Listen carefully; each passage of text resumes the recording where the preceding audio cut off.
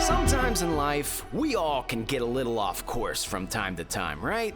That's why it's good to surround yourself with positive people that have your best interest at heart. People that can help guide you to the right path. Well, I'm here to tell you that movie franchises are no different.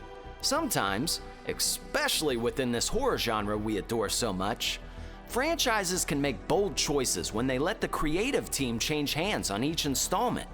And the sad reality is it rarely reverts back to that lightning in a bottle captured in the original. But that's not to say it never happens. The film we're talking about today is one of the select few horror sequels that tries to match the energy of the original while also raising the bar. That movie we're discussing is none other than Wes Craven's New Nightmare, The Master's Return. This is another one of those we didn't deserve this movie movies. By time the 90s were here, Freddy Krueger was a mogul, a larger-than-life pop star. No one gave a shit about the victims in his movies after Part 3. We showed up for Freddy. Wes managed to return to the Elm Street franchise and make Freddy darker and more serious. Also with a different set of rules that managed to create a new set of fears that re-engaged you with the victims. If you're a returning listener here, you already know my love for Freddy and that he is gloves down my favorite horror character of all time. The original Elm Street isn't my favorite scary movie.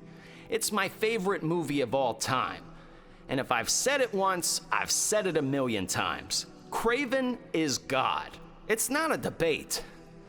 New Nightmare dropped just 2 years after People Under the Stairs. The following year, in '95, he dropped Vampire in Brooklyn, and then he just casually dropped Scream 1 and 2 in '96 and '97 and changes the course of the whole genre. Craven is the Phil Jackson of horror, rings in multiple decades, and I know a lot of us miss him. I'm just thankful that we get this platform and we're able to discuss his work with all of you like-minded people.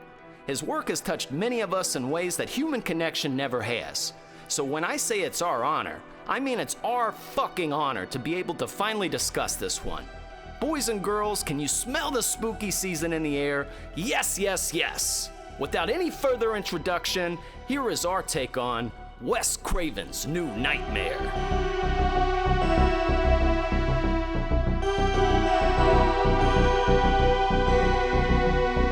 Boom! Welcome back to the Sloppy Horror Podcast. Folks, welcome back to the sloppy road to Halloween. As I believe the best producer in the whole wide world said last week, this is our WrestleMania season, and I'm not just talking about Ozark Mark and Christian Ramey. I'm talking about everybody listening. Can you taste the pumpkin in the air? Can you feel the football, Mark? Can you feel the jeans and sweatshirts? It's coming back, and there's nothing you can do to stop it, okay? There's nothing you can do to stop it. Ladies and gentlemen, welcome back. My name is Christian Ramey, your scary movie companion for the rest of your life, okay, whether you knew it or not. As a matter of fact, when you look at your window and you notice those little finger smudges on it, like those little hearts and things, that's been me. I've been outside your window. Believe it or not, I've been wiping my package on your car in the parking garage. I've been doing all kind of stuff to let you know about Halloween. Now, whether you want to reciprocate that, that's on you. You know, if you just agree and you just tag along, there's no need to fight it. Ozark, why don't you tell these people what we have in store for them today?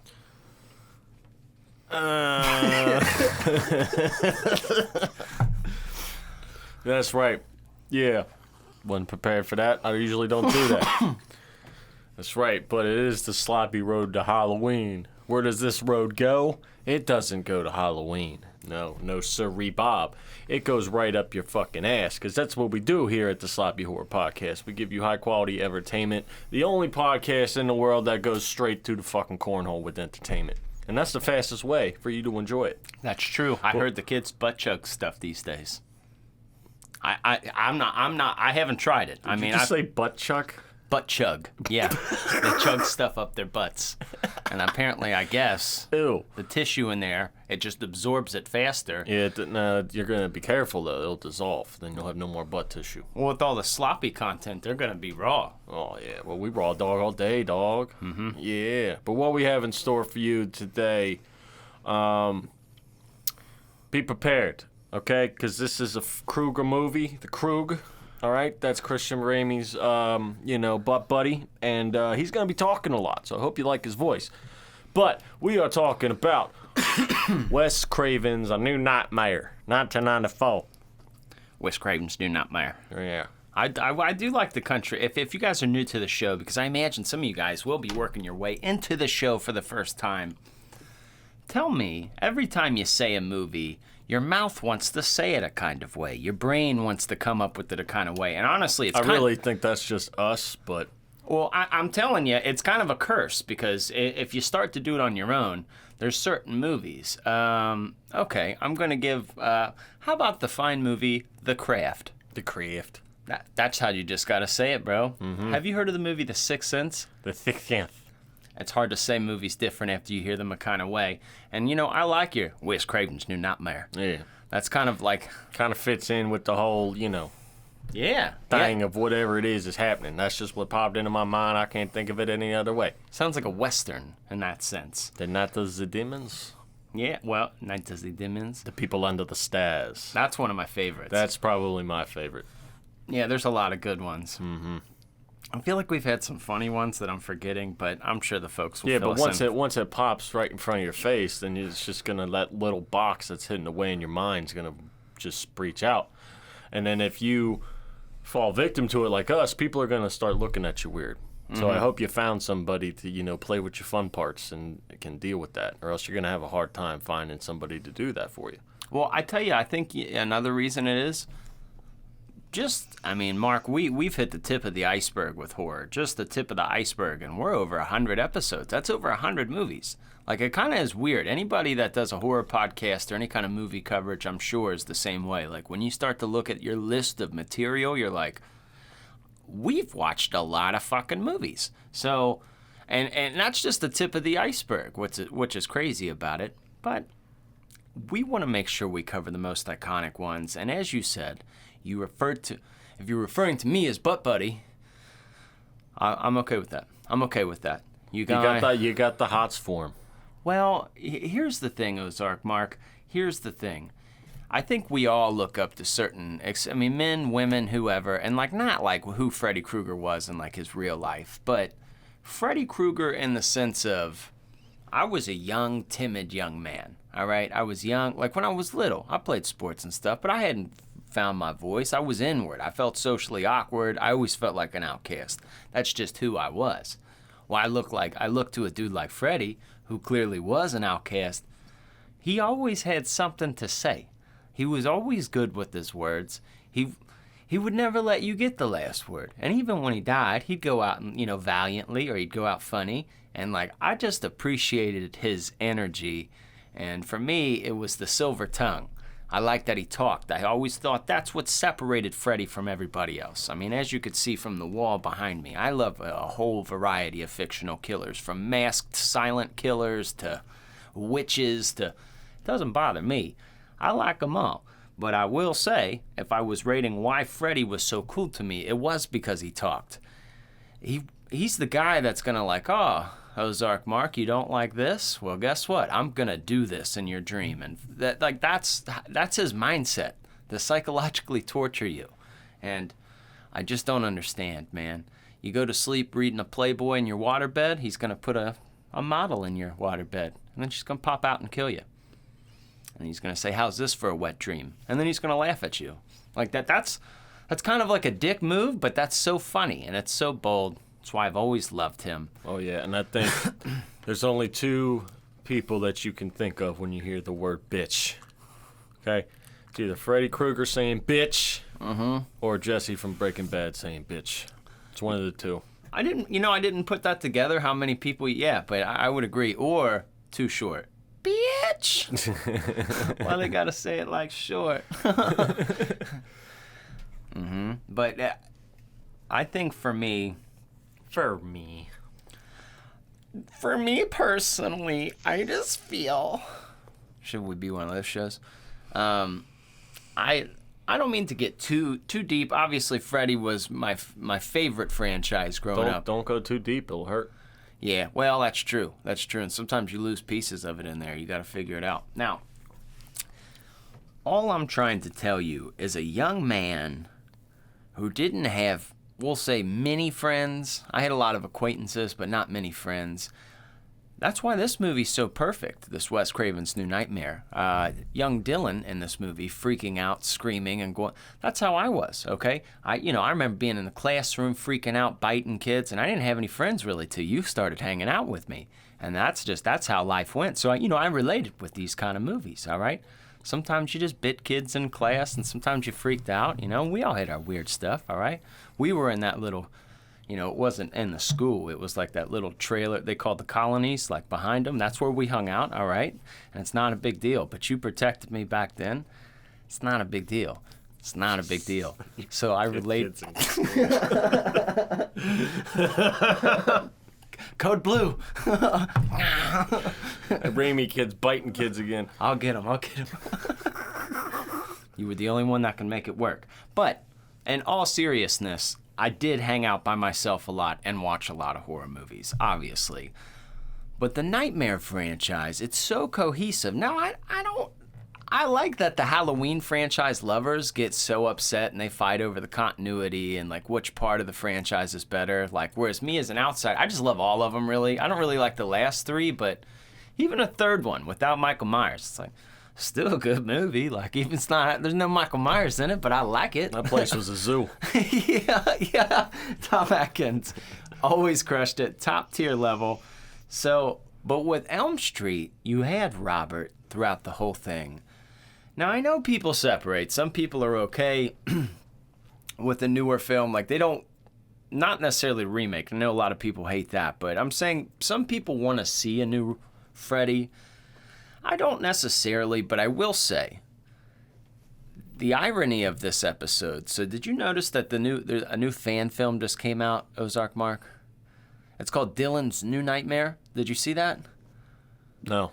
The little boy, what's his name? Micah Hughes? I don't want to say pronounce the dude's name. The little boy from Pet Sematary, obviously Dylan from this movie. Oh, that little boy.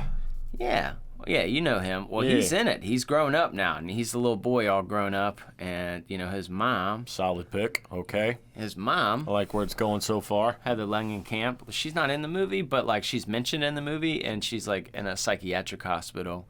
That makes sense. So I'm not going to lie to you. I'm going to keep it right here. I'm going to keep it straight up with you, Mark. Freddy Krueger's my favorite. Yeah, keep it erect with me. And I don't want to see no remakes, adaptations. And I also don't like fan films that much. I'm not a big fan of that. I do look at them generally like the cover bands of movies. And that's okay. Sometimes people like, you sometimes you like cover bands. That's a good point. Sometimes you need to see, like, I can't see Led Zeppelin now, but I guarantee there's a cover band that could probably blow your mind. Like, sure, it's not Zeppelin, but you're like, wow, that was a good night. I heard some, it's Zeppelin with an S. That's fine. Tickets are cheaper. You could probably get a beer whenever you want. Why Absolutely. not? Absolutely. Sometimes I'd much rather see a cover band than the actual band. Fuck that. So this actually dropped today. Now, you guys are going to be listening to this on Monday or whenever you're listening to this, but this is Thursday, the 31st of August. And I noticed it dropped. It's like a 35-minute movie. And I'm going to be completely honest with you. I enjoyed it. There was somebody else that played Freddy Krueger. Now, granted, I am looking at this in the realm of fan film. I'm not looking at this as canon. I mean, I'm just looking at it as purely fun, as a 30-minute horror film. But they did it in serious touch. They didn't change him. They didn't change up the dynamic of Freddy. They didn't. And that was the hard sell with the remake, and it's so hard to do with Robert. This guy who was playing him was kind of doing a Robert voice, which I appreciated. I appreciated more of like, look, if you're going to do it, you got to do it tastefully, in my opinion. But I thought they did. And I thought it was pretty good. So I forget the horror show or who the hell was behind that. I don't know the name of the channel, but it's on YouTube. It's Dylan's New Nightmare. I do kind of want to check that out so I can give these guys at least a little bit of a shout out, because I enjoyed it. The Horror Show channel. Yep. Oh, that's cool. Looks like it's growing in views. People, it's got 10,000 views now, so I wonder where it'll be at by the time this episode drops. So, hell yeah, I do recommend the watch. Well, good. But it's That's like good. a sequel to this film. Good. Now, I guess we should give the folks a little synopsis of the movie. You know, to keep things regular, it's always good to be regular. You don't want to be irregular, That's true. because then you'll get all bloated. Uh-huh. And I want everybody to be feeling good. You want to keep it moving. So give it...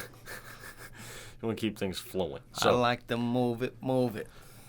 yippee-yi-yo. So give me a synopsis, a Christian Ramey VHS back of the tape read of Wes Craven's The New Nightmare. Hit All me right. with it, baby. All right, now, partner. I'm going to tell you. I'm going to keep it straight with Don't you. do it in that voice.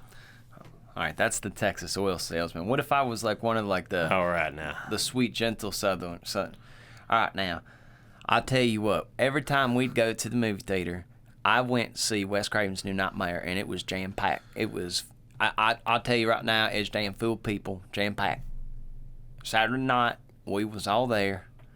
No, I'm going to tell you exactly what happened. I feel like if you drop this off in a hick town like that, where that accent was hard, I feel like we'd blend right in. They'd think we were from there. Yep, I think I could pull it off long enough. I think I could too. Yeah, I think you're making me do it. Now stop now and just tell us the synopsis in your regular voice. Mark, okay? well, you got to be honest with yourself. We are right at the border of Kentucky and Indiana and Ohio. It doesn't matter. We're in the Cincinnati. We don't talk.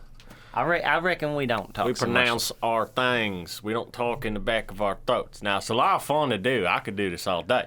I could do this all day. You know what the fun fucking part is? You know, 24/6. hey, not for nothing, but I can switch it up over nothing. We can go anywhere the fuck you want. And that's the problem, because then your brain will go there. You're like, where's this? Stop making me go there. I don't want to go there. We've already been. We got to go there later anyway. Will you stop? Will you Okay. pay attention to Yeah, what's you're right. going on here before, I slap your hair forward? Have I ever mentioned I have ADHD? Yeah. All right. So, what happens in this movie, if you guys are familiar with a Nightmare on Elm Street franchise, obviously the beautiful, gorgeous Heather Langenkamp plays the best final girl. I feel like you should have married her because your guys' teeth together would be insane. I know, we got, I have looked at her mouth before. I you know. swear. Yeah, I'm not gonna lie. But that being said, I do appreciate it. She's my favorite final girl, because you're battling a dream demon, but we'll go into that later. But in this particular film, she's playing herself, the actress, Heather Langenkamp. Excuse me. Excuse me.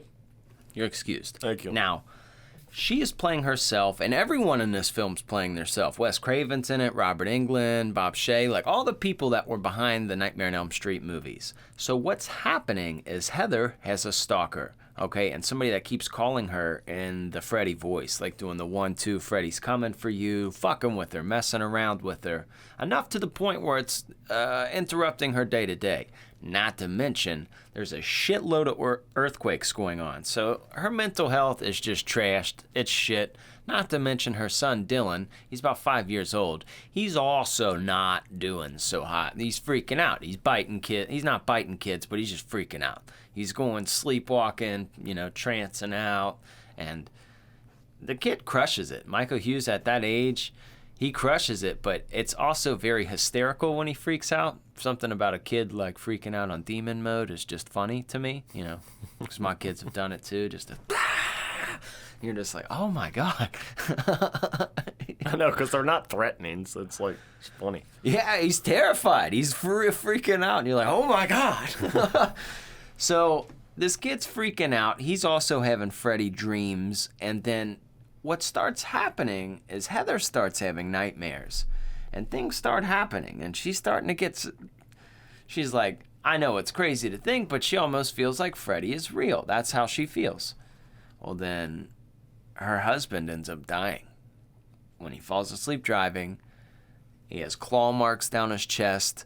Things start getting crazier and crazier. She starts to realize that Freddy is real. And nobody's really believing her except for her son. But then throughout the movie, a lot of people end up believing her, and it gets wild. and Freddy comes into the real world, and Heather and Dylan have to battle him in his Lair. Yeah, in his lair.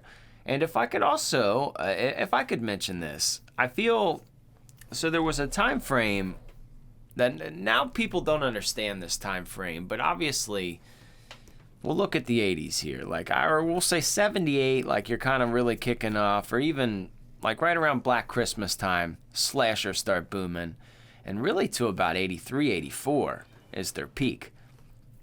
But you keep moving on, and you keep moving on. I don't know, the way that the genre changes towards the end of it, and especially the slasher genre. Clive Barker, you know Clive Barker from Hellraiser, he came towards the end of the 80s booming with Hellraiser, okay? At the end of the 80s, Clive Barker got a recommendation from Stephen King. Stephen King's like, this is the new dude in horror. Like, this dude was getting a lot of praise. And if you think of Hellraiser and the movies that Clive Barker has done, there's like a lot of layers. There's a lot of like beautiful scenery, a lot of great cinematography, but it's gothic. It's got different. And I feel because Wes and obviously Clive Barker were friends, I feel like this had a little Clive Barker in it, and in the dream world. Not that anything was stolen, per se. I just think almost influenced, a dash of, if you will, because we have never seen anything like this with Freddy. And obviously, Wes really wasn't around. He did the first, and then bounced, and then came back to do this one. His influence has been over the whole franchise, but this was his real second go, and it was dark. And it was real dark. Darkness, everybody, darkness. Dark side. Nobody gets that reference. Stop. Mm-hmm. So, Mark, was this your first time watching this? Yep. I love that. Yep. I love that. Yes, it was. So, explain to me some of your favorite parts, initial impressions. What'd you think? Did you masturbate? Like, I asked that about all movies.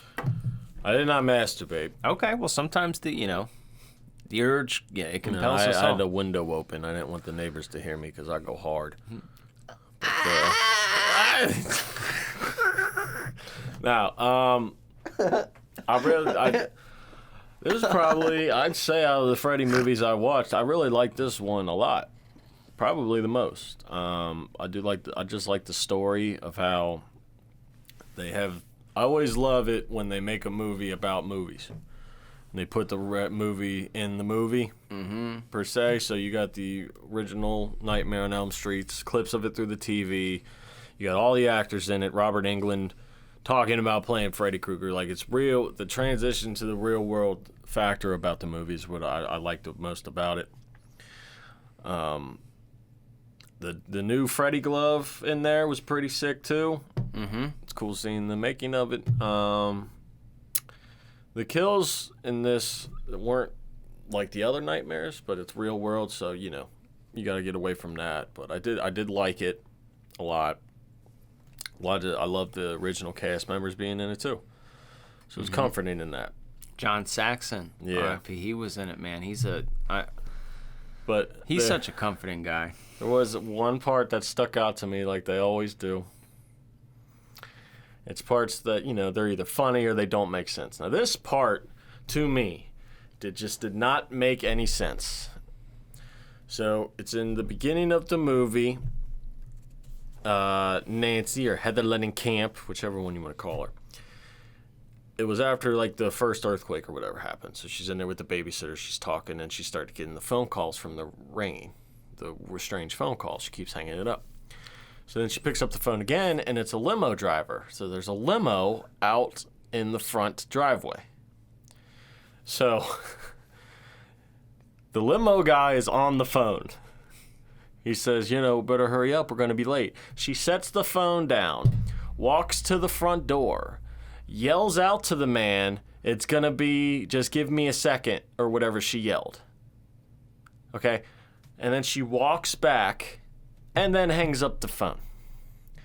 So why did she put the phone down on the person that she's talking to in the driveway to go to the front door to yell to the person that's on the phone a message and then go back and then hang up the phone? To be difficult. I don't get it. Yeah, it doesn't make any That sense. shit drove me nuts. I was like, what did I just watch? How did that make a script? How is that logical? I love it because it doesn't make sense. Maybe they put it in there because it doesn't make sense. I have no fucking idea. I'm just like, why did you just do that? You know how many times I've tried to make that monster face in my oatmeal before? That he made? He made like the monster face. 12 times. Might be an accurate number. Thank you. I know things. Yeah, it might be an accurate number. No, but all in all, yes, I love this movie a lot. If I were to show somebody a Freddy Krueger movie, if I was chilling with somebody and they wanted to watch a Freddy Krueger movie, I'd probably pick this one. First off rip. You know what's fun too? A thing that we've mentioned before on the show, when little kids get locked into a horror movie and they're standing up and they're just hitting the. That little boy was doing that, and he was watching the movie, and then his mom, Heather, just unplugs the TV. She doesn't turn it off. She unplugs the TV. And then he starts screaming, which at that point I feel like that's justified. If I'm watching Nightmare on Elm Street, my mom unplugs the TV. I'm gonna start biting kids. That's your fault, Mom. You made me this way. You made me this way. I'm just trying to watch a movie. Could you imagine if you were in here playing a game and I just came in here and unplugged it? If I was a kid, I would be livid. Bro, I'd be pissed. even as an adult, you would look at me with the like, do you want to get knocked out face? That would be the face you would. That way. I'd be like, what the fuck did you just do that? But no. I'm an adult now, so, it's whatever. But Still though, like, what the fuck? yeah, I mean, back in the day when we had the Super Nintendos and shit, like you just get a good kick on one and the thing would fucking reset. Mm-hmm. And then That's back when you couldn't really save games, especially a game where you can't save your progress. oh, dude, that's fighting. That's for fighting. That's when you pissed off if you're about to beat a level that you've been trying on forever as a kid, and then somebody comes in and turns it off, or your mom calls you or something. It sucks for kids these days because it's online games. You can't pause it, so they take that shit serious. Mario, Spyro, or Crash. Crash. It's a good pick. Love Crash Bandicoot. You could pick any three of them, and I'm not going to be mad at those. Absolutely, but Crash, Mario, Spyro. Mm-hmm. I really never played Spyro. Spyro was pretty cool. It was, though. Yeah. I've seen people play it and all that. Hell yeah, man, when we was kids, we used to huff gas and play Spyro. I'm surprised that they haven't made a Freddy Krueger game. They've made a Jason game. They made. He's in Mortal Texas Kombat. Yeah, but no, I'm like an actual Freddy game. Well, they've done the Leatherface, so maybe Freddy's next. I think they can make a really cool Freddy game. Mm-hmm. And I feel like New Line's, like, there's no ambiguity with the rights. They got them. I mean, it would be a survival horror type of game, and those games really do well. I think it would, Do you want me to lose all my money? Every, like, what do they call them? Like, any kind of added content I would just buy. I'd get suckered in, dude. You would just probably buy the pass that comes with the first game. That's like $100 extra. Yeah, I probably would. All reality. But that does sound fun. Now, I will say Freddy Krueger, in this movie, he looks like almost like a 50s crime detective or something. He's got, like, the coat on. And I like him with the coat, though. I liked it, though. Yeah, I mean, I liked him with the coat. I would say initially when I was younger, I didn't like it. I didn't like it, not the movie, but just his look as much. I didn't like that look. It was like kind of up there with like Freddy's Dead look, Dream Child, like that. Like it just felt like it progressively got worse. The hand was kind of cool, but I understood it had to be different because he was real world. Mm-hmm. So like it was a different dude, and he kind of almost looked like Super Freddy. From Dream Child. I'm sorry. Well, yeah. Dream Child. I mean, you got to change him up a little bit. You can't make him the Freddy because he's not the Freddy. Mm-hmm. He's some whatever the fuck he is. And it's still Robert, so it's like I like that. But when I was little, it felt more cartoony to me. But I did like the real life aspect, and I did remember watching this at probably like 6 or 7, and it was creepy to me. It definitely freaked me out at a young age. But it was more of Freddy's lair I didn't like. I was like, nah. It was nightmare fuel, and his tongue got all long, and his head got all long like a snake, which makes me laugh now. It's funny, but like he was just, you know. But it was great. What did he say? He's like, come here, I got some granola for you. No, it was the Hansel and Gretel. I got some gingerbread for you. That's right, some gingerbread for you. Yeah, that's fun. That's a lot of fun. I like that Robert's in it as well as himself. Obviously, Wes. A lot of people came back for this because, you know, especially that funeral scene as they panned in and out. It was everybody. It was the who's who of Elm Street. No fucking Johnny Depp, though. Guess he was too cool. Guess he was too cool to return.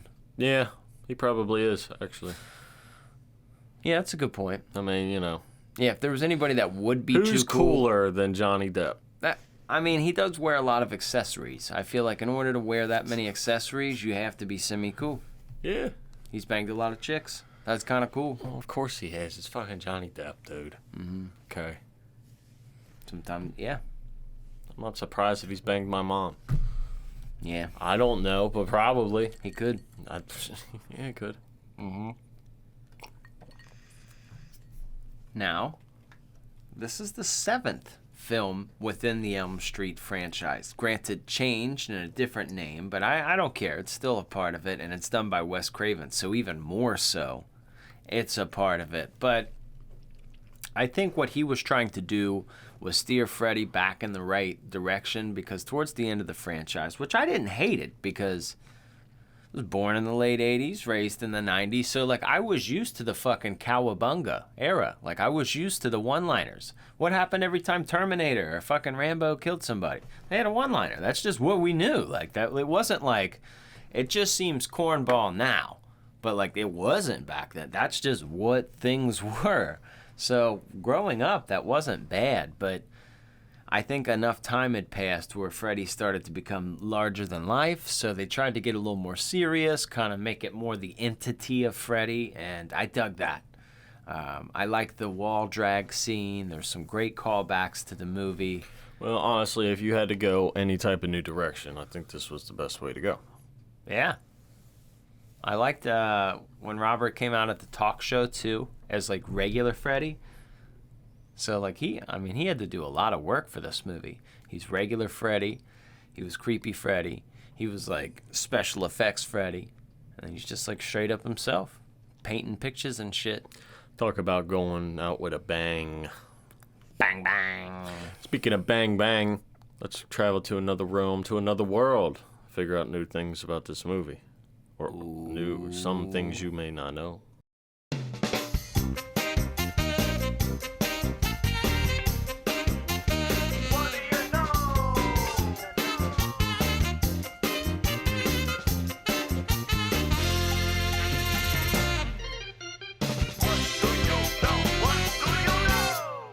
My anus and my crack.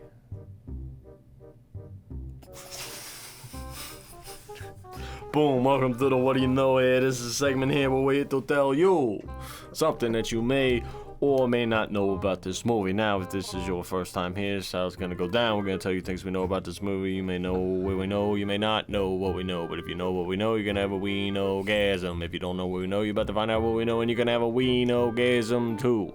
So everybody is in on the orgy of facts that are about to go into your ears, through your cerebral cortex into your brain. I'm pretty sure that's how that works, but you know. Yeah, I'm not sure. I'm not a doctor. Why don't you tell me something that you may or may not know about this movie? Here. You know what was going on in this movie? No? The quaking of the earth. You know what I'm talking about? Are you talking about earthquakes?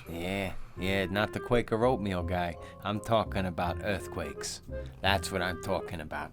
And there were a lot in this movie. But you know what? In real life, during the making of this movie, there was earthquakes. So that's why they were incorporated into the movie. And it feels like it. It feels like an earthquakey time, you know? It feels appropriate. And you know why? Because it is. There was a bad earthquake right in the middle of it. That's nuts. A bunch of people died. That's insane. Yeah, I'm glad I don't live near a place with earthquakes. I agree. I don't want to go there. Now, what about you? You know any kind of facts about this movie? Yeah.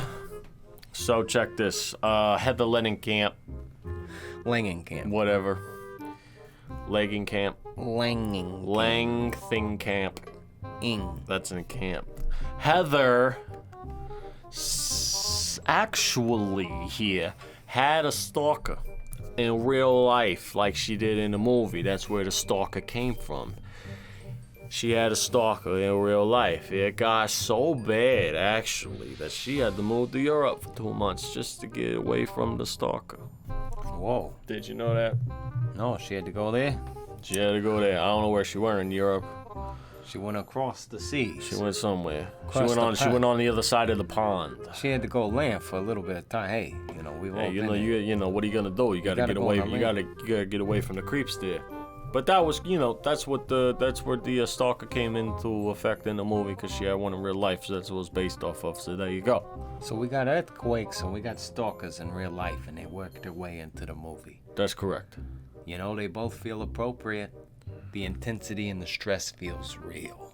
Oh. Palpable. Oh. And now we know why. Oh. Now that's, you got anything else about this movie? You know anything? No. Okay. You know what I know? No. Yeah. No. It's scary. Okay. Yeah. Tell me. Well, it's just a scary. Oh, I thought you said you had a scary fact. But what you talking about? The movie's just scary. No, yeah, the movie. It's just scary. I know that. Yeah. Yeah. So yeah, but those are two solid facts. Now you know, when you're watching this flick, why do these earthquakes and this stalker stuff feel so real? Because these things were actually happening to this, this poor woman. How appropriate for a movie that's based on the real world. Whoa. Whoa.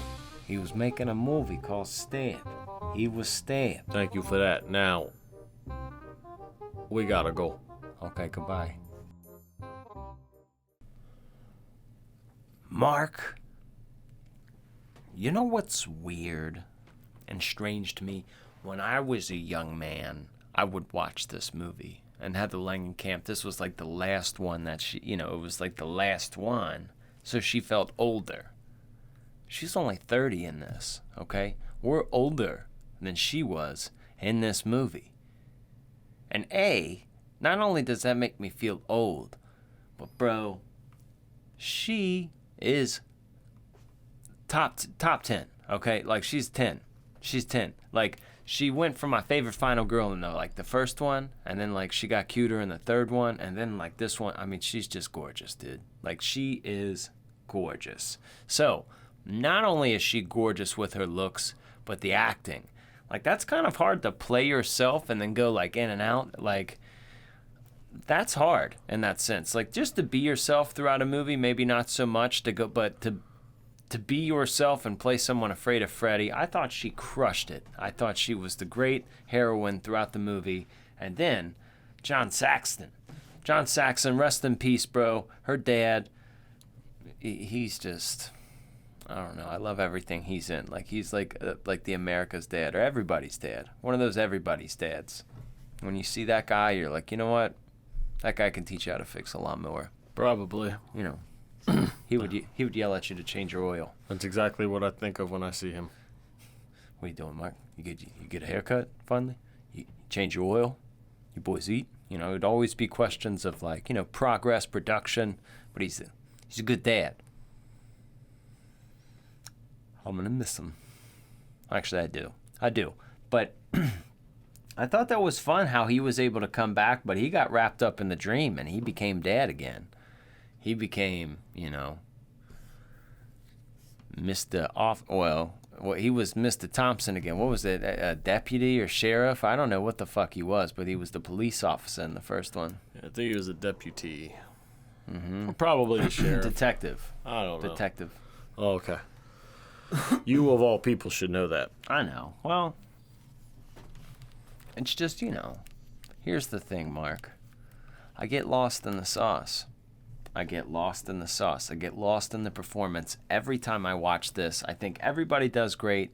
She crushes it as a mom. I believe her as a mom. Very maternal, okay?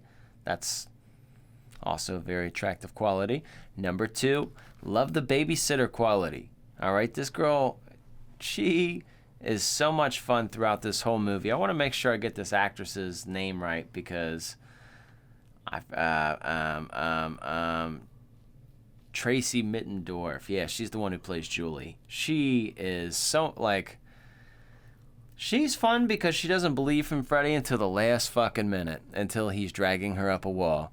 And she's there to help, and she's like, even though she kind of thinks that Heather's losing her mind, she's still helping her with their son.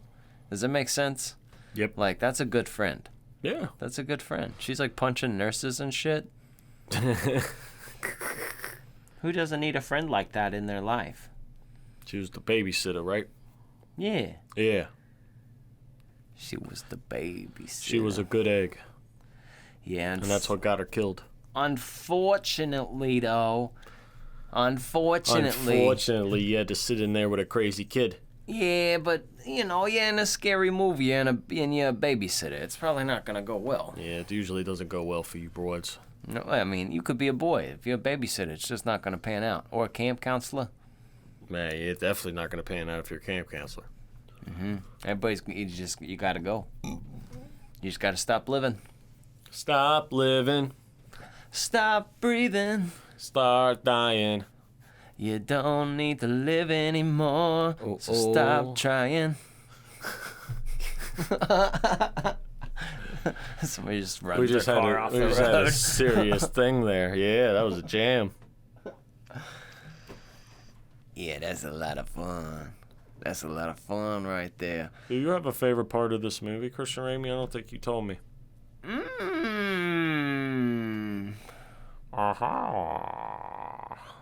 Well, what's your favorite part, man? I would say after Julie gets dragged up the wall, and then Dylan just dips out of the hospital, and he crosses the highway, and it's a pretty intense scene because he's dreaming and sleepwalking, but Heather's trying to save him and almost dying, weaving traffic on the highway. But Dylan turns around and he's dreaming, and there's just 100 Freddys that come up on the fence, all bopping around, and it is really funny to me. But I just remember, at that age, that would be totally your dream though, just just 100 Freddys, get the fuck out of here, dude! Enough to run into incoming traffic.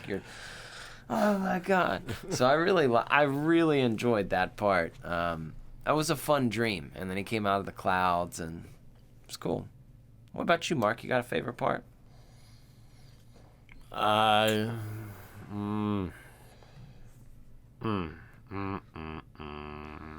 about the dad singing REM? Right before he died, he's just trying to stay alive. That's me in the corner. That's me in the spotlight. Oh, man. I don't know, man. I don't know. Man. You know what I did? I feel like a part that you probably enjoyed was the beginning scene that was very similar to the opening of A Nightmare on Elm Street, where they're making of the glove, but it's a different glove. And then it goes into reality, and it shows the guys making the glove, and it's Heather's nightmare, and then the dream, the glove kills the two dudes. It's like a comical kill, but they're really sweet at the same time. And I was like, oh, that's you as the producer, and the glove killed the producers. I feel like if you were making the movie and they were like, all right, you want to be killed? And you're like, yes, please. I'm like, please, yes. Please, yes. That was pretty cool. I did like the opening of the movie like that. What do you know? That works for me. I liked it. It was enjoyable. It did get my attention early on. It's weird to think this flick is 30 years old. Or about to be. Nah, it's about... It's 29. Mm-hmm. Yeah. It's about to be 30, bro. Oh, shit. Oh, shit. It's about to hit 30-30. Get the woo girls out and the paddle carts. Yeah, it is. Let's celebrate. This film's old enough to have knee problems. That it is. And it feels so new still. Think so. It feels like the first time. Well, let's see what it rates though on the Sloppy Horror Podcast. Shall we? Yeah, that's. Sloppy horror rating, baby, yeah! Yeah. It's the Sloppy Horror Podcast rating time of the show. Listen up, you little bastards. We're going to rate this movie by the Sloppy Horror Podcast rating system, which is developed by your very scary human companion, Mr. Christian Ramey. Okay? He developed this as a movie, as a horror movie, not a movie in general. So keep that in mind when you're talking about the rating, as if you didn't know that already. And we're going to do this as a series of 4 categories. 3 of the categories are worth 3 points. Last categories are worth 1 point for a total of 10 points altogether. That's correct. Now, if you don't know what the category are, don't worry. I'm going to guide you through it, because Daddy's got you. Always helps. So let's get into the first category here in the Sloppy Horror Podcast rating. And that is casting. Well, this is a 3 out of 3 in casting. You have everyone that's behind the scenes of A Nightmare on Elm Street. They're playing themselves, and they're like doing the double character, if you will. 3 out of 3. 3 out of 3, no questions asked. Yeah, there's not really much more to go into it than that. So that's 3 out of 10 so far here on the Sloppy Horror Podcast rating. Let's get into the second category here in the Sloppy Horror Podcast rating, and that is kills. So let's think this out, Mark. Think it. Okay, so we have the kills in the beginning Correct. with the glove. The robotic glove. The next person to die is the husband, correct? Uh-huh. He dies in the truck, which is pretty gnarly. It was gnarly. It wasn't the craziest, but it was gnarly, to say the least. Julie's next. Yeah. Yeah. I'm trying to think of how many deaths total. She's dragged up the wall. That was nice. Yeah. Was that it? Kill-wise, Mark? I'm trying to think this out here. I mean, I've seen this movie 500 times. I know. I thought there was different ones, but I guess not. No, I think that's it. Yeah. I think that's it. But there's a lot of nightmares. Definitely a lot of nightmares. For sure. Definitely some carnage. But if we're going kills here, I feel like this is going to be a 1 out of 3. It's done very well. It's not they're done well. It's not a half a point. They're all glove kills, which I do love in the sense of, like, Elm Street. Not all victims get the glove. And sometimes people get creative kills, which they're cool, but there's very few people that actually get the glove stabbed into them. And if I was like one of the, no offense, B-list actors that were, throughout the Elm Street films, I would be hyped if I was one of the ones that was taken out with the glove. I'd be like, yeah. So I'm going 1 out of 3. You agree with that? Yes. Hi. So that is 4 out of 10 so far here on the Sloppy Horror Podcast rating. Let's get into the final 3-point category here in the Sloppy Horror Podcast rating, and that is fear. Well, this is tough because nowadays people aren't going to be afraid of this. I feel like this is going to be a 1 as well because it was definitely palpable and had fear, and it freaked people out. I was one of them. Because it was kind of real, it crossed the boundary of everybody's like, oh, Freddy's not real. And this is like, well, he kind of is. And it's like, oh. Well, like, I don't know how you deal with that. Not enough to, like, piss your pants over now, but, it's Freddy Krueger, dude. He definitely caused a lot of fear throughout his time. So, like, I can't give him a half a point here. But I'm definitely going with a 1. 1? 1. Because people were still a fan of Freddy when this came out. So it's not like he was brand new. Right. Even though it was a new concept, people were still a fan. But it was enough to freak you out if you were at the right age. And I'm sure it would freak a right kid out now. Absolutely. So that's another 1. So that leads us up to 5 out of 10 so far here on the Sloppy Horror Podcast. Rain, let's get into the last category here for half a point each. That is rewatchability. Yes. Yes. Who would have thought? I will rewatch this all the time. Yeah, I'll rewatch this one too. So a good movie. I liked it. Mm-hmm. I liked it a lot. So that is a total of 6 out of 10 for A New Nightmare here That's a good answer. on the Sloppy Horror Podcast rating. Right back up in your ass. So that's another little space in your ass filled by us. Your malapropisms are my favorite thing, Mark. My what? Your malapropisms. What are my what is that? What It's does like that when mean? a word comes out and it's not all the way there, but it's kind of there, and it's just like it just blurs into one, or like it's like the water under the fridge. What do you know? You know, you're like, what? You know? The water under the fridge? Yeah, it's What like the fuck are you talking about? like the mispronouncing of a. What did I mispronounce?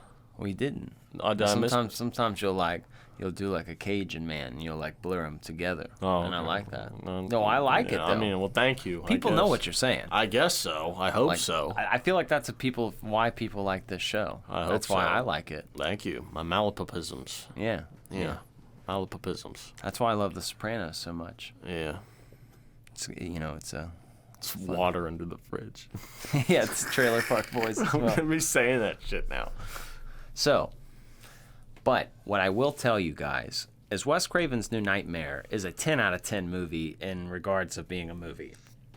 As far as a concept, when we rate these as a horror movie, I really wanted to break down a system that wasn't like, oh, I like it, so it's great, and I'm just giving it this number because I think that's what it is.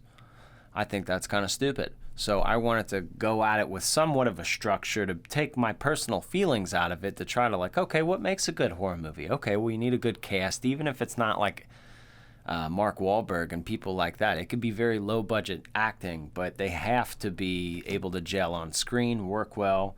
And then obviously you need some kills in a scary movie. If you're not fearing your own life, then what are we doing here? And then at the same time, fear. Like, does this movie leave with you? Does it rewire your brain? Does it change? Even something we talk about all the time, something as simple like a Final Destination. Final Destination isn't the scariest movie in the world, but I shit you not, you pull behind a log truck, that movie has changed the way your brain thinks for forever. And that's indicative on the fear category as well. Not like you're peeing your pants, but that you're not driving behind log trucks. You're just not. You just, I'm going to get out of here. If you got a water bottle rolling around on your floor, you're like, I've seen this game. I'm not doing this. That movies just sit with you. So that's kind of how we rate those in that regard. So you may hear 6 out of 10 and feel like, what the hell? I love New Nightmare. Well, it's a 10 out of 10 movie concept-wise. It was touched by the king himself. But if you go through some of these movies that we do, we really try to be fair in that regard, and the system has done us well, and we love that. But you know what else that I like? I'm flattered to say, Mark? No. So, What is it? look, guys. I think I know what it is. Look, guys. Is he gonna do it? Look, guys. Is he gonna do it? We have been caressing your Oh, eardrums he did it. all episode, right? And how many ad reads have you listened to? You've listened to 0. You know why? Because Sloppy Horror Podcasts aren't a bunch of fucking sellouts, okay? You're not going to be fast-forwarding through the show of us selling you fucking meals and razors and energy drinks and protein powders and whatever else, supplements. We're not selling you nothing. You know what we're giving you? Horror content. And unless, well, if sponsors were horror-related, that'd be different. But they're not. We're not turning monetization on to water down this show. So you know how we keep the lights on around here? we run a pretty fun Patreon, and you can find that at patreon.com/sloppyhorror. For as cheap as $3 a month, you can support the show. On there, we have a whole bunch of bonus episodes, and you really help us keep the lights on around here. And if that's not enough for you, if you want something to wear, something to feel fresh like a sloppy whore yourself, well, you can find all of our merchandise. There's always links below in the descriptions of all of our videos and all of our audio episodes, regardless of where you're listening. And I would assume if you're watching on YouTube that you're subscribed to the channel, because that doesn't, I mean, it's completely free to do. And don't lie to me. You probably have 6 hours of screen time on your phone, and you can't spend 20 seconds of that to fucking follow the channel. That's completely free. It's a big help to us, all right? Leaving ratings down on the show means the world to us. And also, we're having some watch parties coming up on the Discord, all right? We're getting into fall, so if you want to watch some scary movies on a Saturday night, I guess you'll have to join the Discord. And you can find that in our link tree.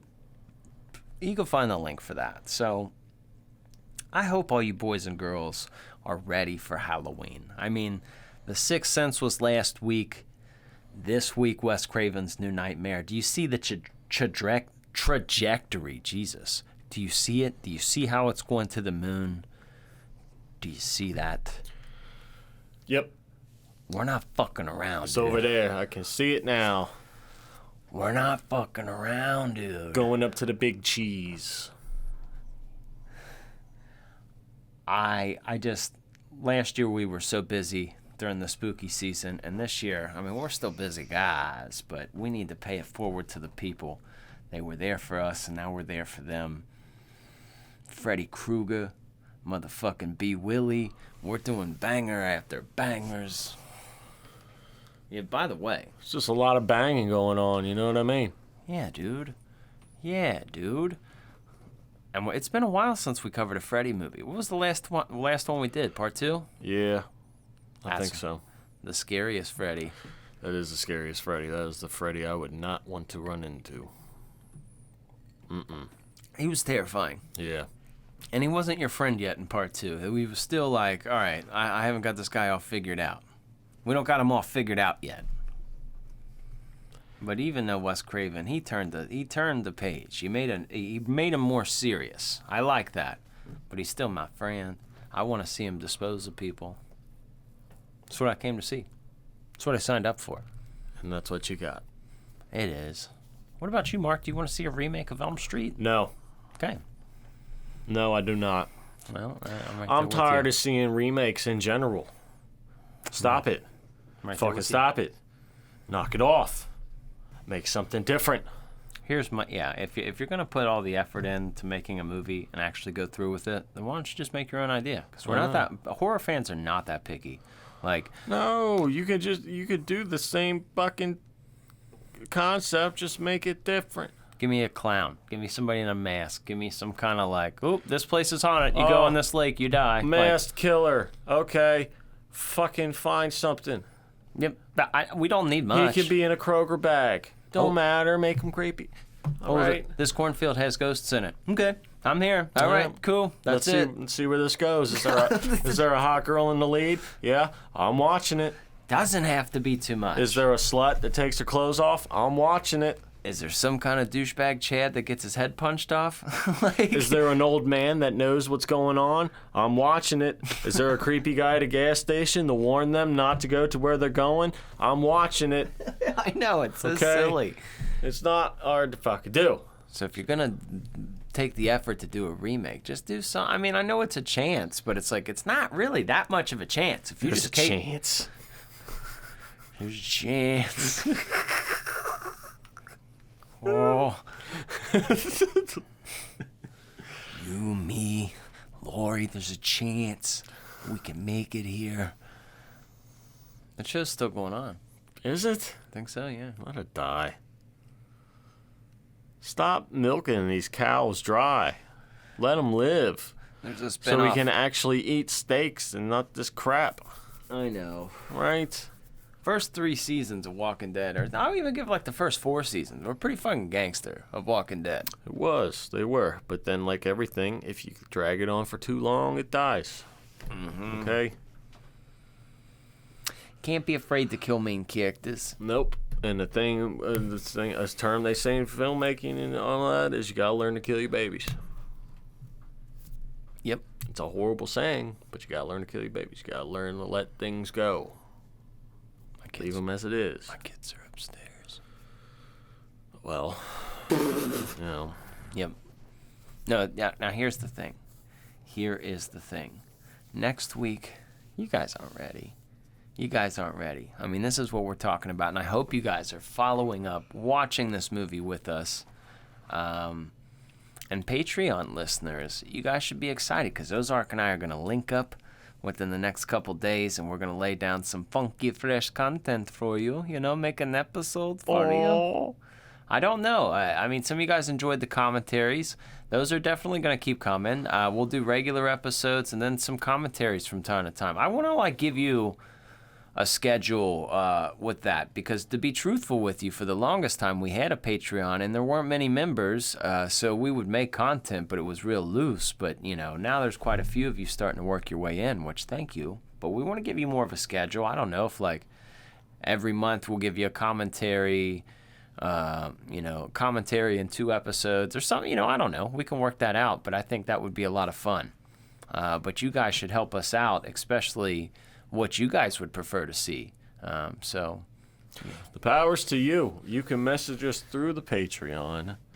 Okay? Y'all got the power. We will read them on the show. We will read your questions. You want advice? We'll give you our advice.